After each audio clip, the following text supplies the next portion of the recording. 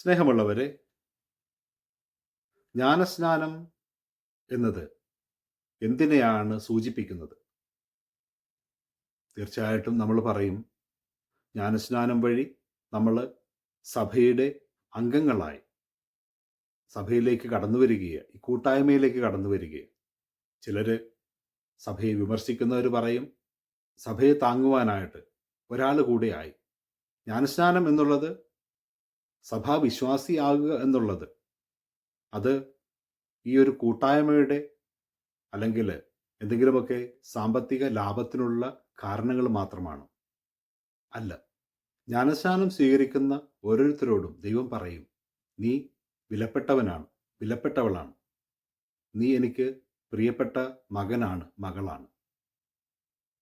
യേശു തൻ്റെ ജ്ഞാനസ്നാന സമയത്ത് കേൾക്കുന്ന അതേ സ്വരം തന്നെയാണ്, ഇവൻ എൻ്റെ പ്രിയ പുത്രൻ.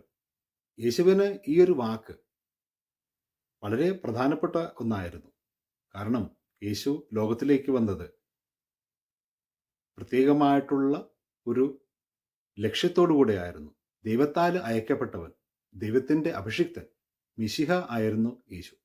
ജ്ഞാനസ്നാന വേളയിൽ കേൾക്കുന്ന സ്വരം അല്ലെങ്കിൽ ആ അടയാളങ്ങൾ, അതൊക്കെ യേശുവിൻ്റെ ഈ വിളിയെ ഒന്നുകൂടി ഉറപ്പിക്കുകയാണ്.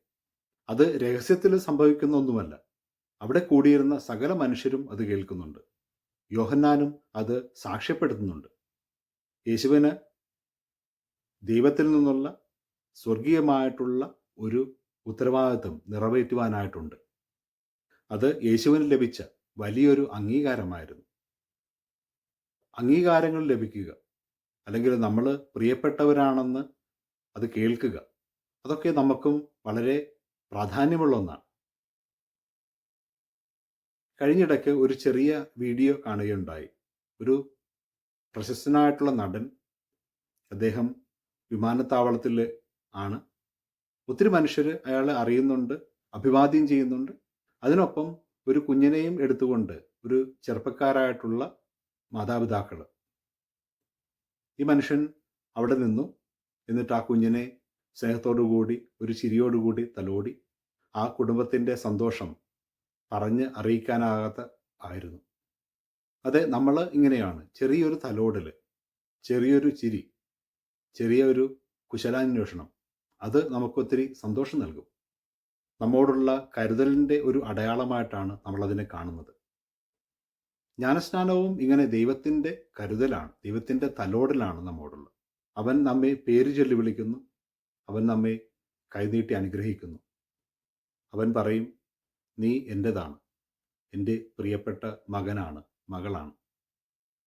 നമുക്ക് ലഭിക്കാവുന്ന ഏറ്റവും വലിയ അംഗീകാരമാണത്. എങ്ങനെയാണ് നമുക്ക് ലഭിച്ച ഈ അംഗീകാരം, ദൈവത്തിൻ്റെ അംഗീകാരം, നമ്മൾ ജീവിക്കുന്നത്?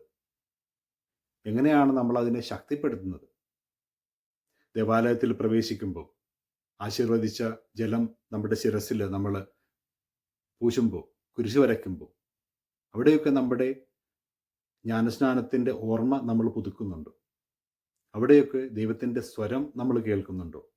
നീ എനിക്ക് പ്രിയപ്പെട്ടവനാണ്, പ്രിയപ്പെട്ടവളാണ്. അതുപോലെ തന്നെ മറ്റുള്ളവരെ അംഗീകരിക്കുവാനായിട്ട്, സ്നേഹിക്കുവാനായിട്ട്, കരുതുവാനായിട്ട് നമുക്കും സാധിക്കുന്നുണ്ടോ? സ്നേഹമുള്ളവരെ, ജ്ഞാനസ്നാനം എന്നുള്ളത് ഒരു പുതിയ വഴിയാണ്. ഈ വഴിയിൽ നമ്മൾ ഒത്തിരി മനുഷ്യർ ഒരുമിച്ച് യാത്ര ചെയ്യുകയാണ്. ഈ വഴിയിൽ ദൈവത്തിൻ്റെ ചൈതന്യം നമുക്ക് ശക്തിയാകുന്നുണ്ട്. ഈ വഴിയിൽ ദൈവത്തിൻ്റെ സ്വരം നമ്മൾ കേൾക്കുന്നുണ്ട്. അവൻ്റെ സാമീപ്യം നമ്മൾ അനുഭവിക്കുന്നുണ്ട്.